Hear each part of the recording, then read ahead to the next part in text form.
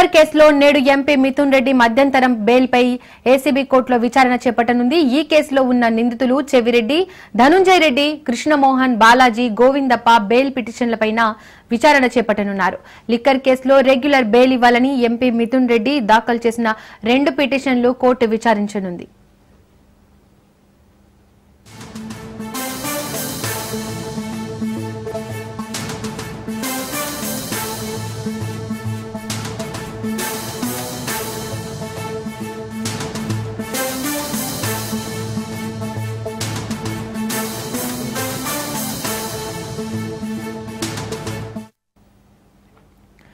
AP liquor కేసులో నేడు MP Mithun Reddy మధ్యంతరం బెయిల్పై ఏసీబీ కోర్టులో విచారణ చేపట్టనుంది. ఈ కేసులో ఉన్న నిందితులు చెవిరెడ్డి, ధనుంజయ రెడ్డి, కృష్ణమోహన్, బాలాజీ, గోవిందప్ప బెయిల్ పిటిషన్లపై విచారణ చేపట్టనున్నారు.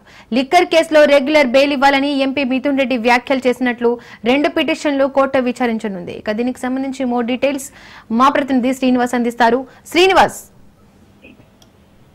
దీపిక, ఏపీ లిక్కర్ స్కామ్ కేసుకు సంబంధించి నిందితులు వైఎస్ఆర్సీపీ ఎంపీ మిథున్ రెడ్డి, అట్లాగే గతంలో అరెస్ట్ అయినటువంటి చెవిరెడ్డి భాస్కర్ రెడ్డి, ధనంజయ రెడ్డి, కృష్ణమోహన్, అలాగే బాలాజీ, గోవిందప్ప బెయిల్ పిటిషన్లపై ఈరోజు విజయవాడ ఏసీబీ కోర్టులో విచారణ జరగనుంది. అయితే వైఎస్ఆర్సీపీ ఎంపీ మిథున్ రెడ్డి రాజమండ్రి జైల్లో ఇప్పటికే రిమాండ్ ఖైదీగా ఉన్నారు. అట్లాగే మిగిలిన నిందితులు చెవిరెడ్డితో పాటు ధనంజయ రెడ్డి, కృష్ణమోహన్ రెడ్డి, గోవిందప్ప వీళ్ళందరూ కూడా విజయవాడ జిల్లా జైల్లో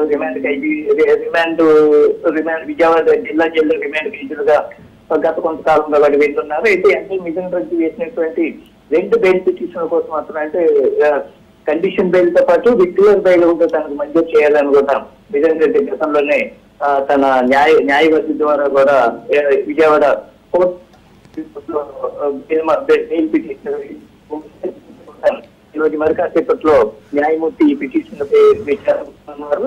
ఇటు ప్రభుత్వం వైపు అట్లాగే మిథున్ రెడ్డి వైపు కూడా ఇద్దరు అడ్వకేట్స్ ఎవరైతే ఉన్నారో వాళ్ళ మధ్య కూడా వాదనలు కూడా ఆర్గ్యుమెంట్స్ కూడా జరిగే అవకాశం కూడా కనిపిస్తూ ఉంది. అట్లాగే ఈ మిథున్ రెడ్డి చేసినటువంటి 2 బెయిల్ పిటిషన్లతో పాటు చెవిరెడ్డి భాస్కర్ రెడ్డి, ధనంజయ రెడ్డి, కృష్ణమోహన్ రెడ్డి, అట్లాగే Balaji, Govindappa bail petition regular bail petition కూడా వీళ్ళు గతంలో కోరడం జరిగింది. ఈ పిటిషన్ల పైన కూడా ఈ విజయవాడ కోర్టులో మరి కాసేపట్లో విచారణకు వచ్చే అవకాశం ఉంటుంది. ప్రభుత్వం వైపు నుంచి అట్లాగే ప్రభుత్వం వైపు నుంచి ఎవరైతే న్యాయాధికారులు ఉన్నారో వాళ్ళు, అట్లాగే ఇటువైపు నుంచి అడ్వకేట్స్ కూడా ఈ లిక్కర్ స్కామ్ కేసుకు సంబంధించి కూడా బెయిల్ పిటిషన్ ఆర్గ్యుమెంట్స్ జరిగే అవకాశం ఉంది.